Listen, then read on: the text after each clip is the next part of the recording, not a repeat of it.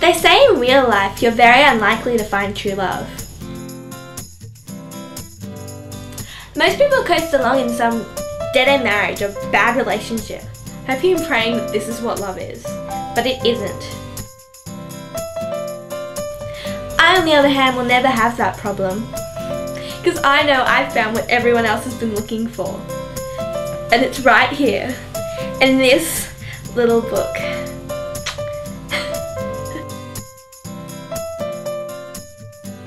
When did it all start, huh? Well, I had this friend who'd been nagging at me to read this new series. Quite frankly, I didn't listen to her. She's the kind of girl who could read Mills and Boon and think it's Shakespeare. Anyway, I was in the bookstore and I was scanning the shelves and I saw it. It was just love at first sight.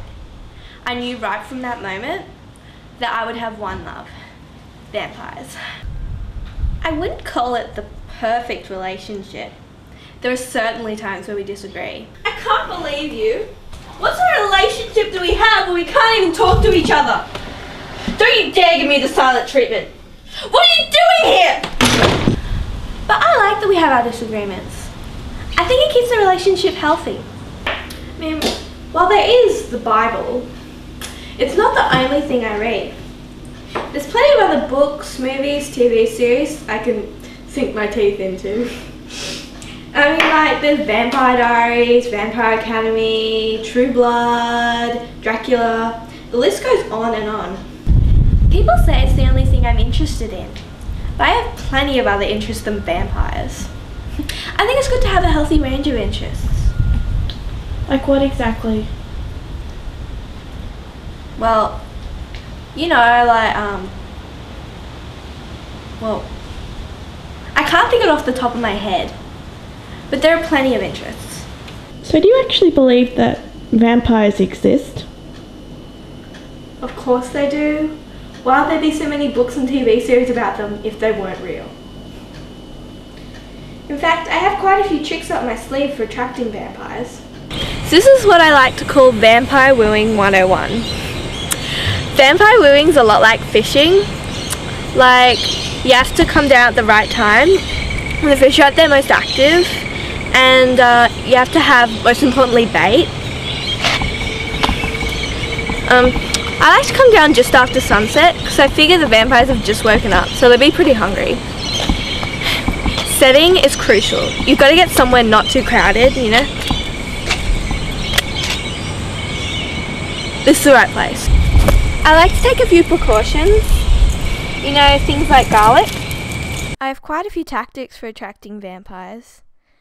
It's very important to be inconspicuous. Well, originally my tactic was to meet my vampire at school, seeing as how Edward met Bella in Twilight. But then I remembered that I go to an all-girls school and I want a boy vampire, so it didn't really work out.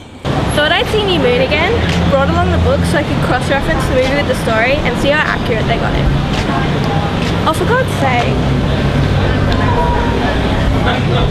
People have been sprouting up everywhere with Team Jacob, just because he got muscles. People are so shallow.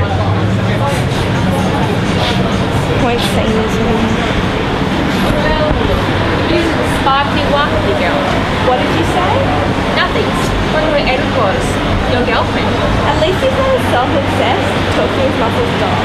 He's not dead. I wouldn't say I'm obsessed. I'd call it a healthy interest. Too bad the police couldn't see it that way. Apparently what I see is standing up for the rights and freedoms of a much misunderstood race. They see as assault. People usually think I'm stupid for being in love with vampires. But why is my version of love not real? What makes people think just because my one and only love isn't strictly real, by their standards anyway, that our love isn't pure? These books have done more for me than any slouched, pimply teenage boy could have. They've showed me what true love is, and I'm eternally grateful for that. What are you reading? Shh.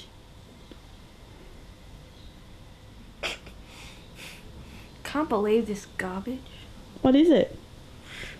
Was just reading my favourite magazine, Supernatural Shorts. Got some great info on the latest vampire movies, books, you know. And it has this article here. I'll read it to you.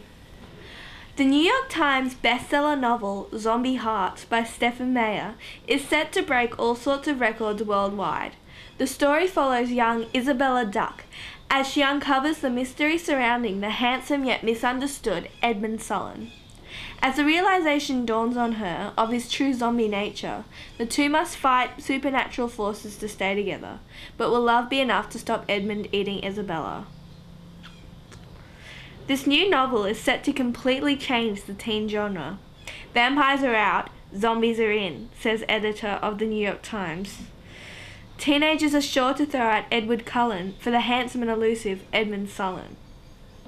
I mean, really, do these people seriously think that they can just throw us an over-the-top love story between a teenage girl and a brooding, self-pitying monster, and we'll just drink it up and go crazy for it? Do you think you'll ever get over vampires? No, never in a million years. Vampires? Yeah, well, I guess it's just like they say. It's just the roll of the dice. Some things work out and sometimes they don't.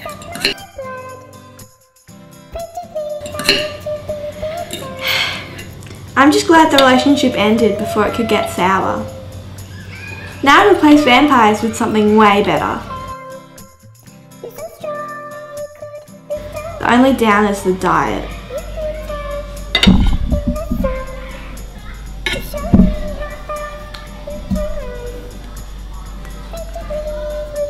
Bon appetit.